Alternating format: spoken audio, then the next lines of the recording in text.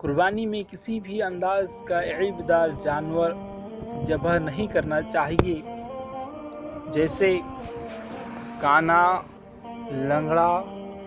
کان کٹا، سینگ ٹوٹا اور بیمار، بہت کمزور، جس میں ہڈی کا غدہ ختم ہو گیا، قربانی کے لیے جائز نہیں ہے۔ جیسا کہ نبی اکرم صلی اللہ علیہ وسلم کا فرمان ہے،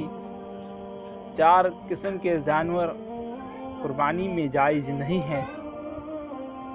الاوراء بین عوروہا، ایسا کانا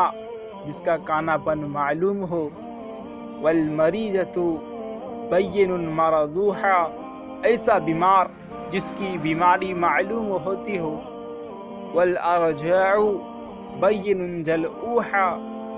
ایسا لنگڑا جس کا لنگڑا پن معلوم ہو، والکثیر التی لا تلقی، اور ایسا کمزور جس میں چربی غدہ نہ ہو۔